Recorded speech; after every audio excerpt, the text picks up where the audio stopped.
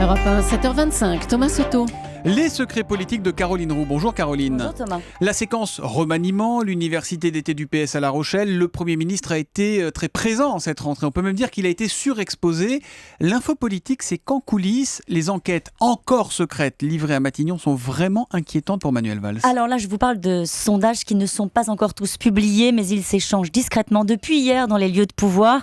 C'est, Thomas, une douche froide pour Manuel Valls. Moins 14 points dans le prochain Sofres, moins 10 dans le Paris Match qui sort ce matin. C'est violent. C'est du décrochage. S'il s'attendait à un effet remaniement, c'est raté. D'ailleurs, en début de semaine, le Premier ministre a vu arriver sur son bureau une note interne du gouvernement, une enquête confidentielle. On appelle ça, vous savez, un sondage quali sur la façon dont les Français ont perçu le remaniement. Je vous livre quelques phrases piochées au hasard. Jeux politiciens, querelles d'ego, classe politique déconnectée du réel et des problèmes des Français.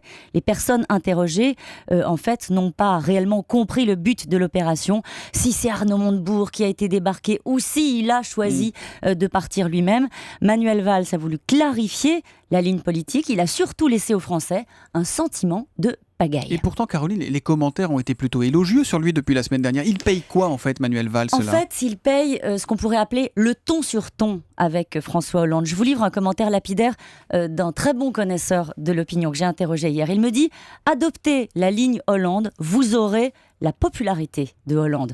Il n'en est pas encore là, Manuel Valls, mais il en prend le chemin. Alors, finalement, Thomas, les choses sont assez simples.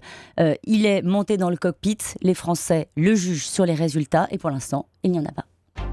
La question politique du jour, Caroline. Pierre Moscovici sera donc nommé commissaire européen aux affaires économiques. Est-ce que ça veut dire qu'on n'entendra plus parler de lui en France ? Alors, il a une obsession, rester dans le champ de vision des Français. Il me le disait il y a quelques jours, je ne pars pas pour revenir, mais je ferai tout pour garder la possibilité que ça se produise. Alors, vous voyez, c'est un peu alambiqué comme formule, mais les choses sont très claires.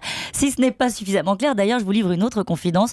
Dans 5 ans, à la fin de mon mandat, j'aurai 62 ans. Je n'aurai pas fini ma carrière politique. On pourrait ajouter 3 petits points. À 62 ans, on n'est pas foutu, comme Nicolas Sarkozy disait en exactement. 2012. À 57, on n'est pas foutu.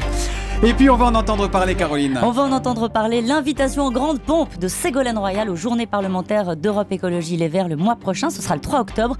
La ministre sera conviée pour parler de la politique écologique du gouvernement. Et elle aura donc l'honneur d'être aux premières loges pour entendre les Verts dire tout le mal qu'ils pensent de la ligne Hollande-Valls.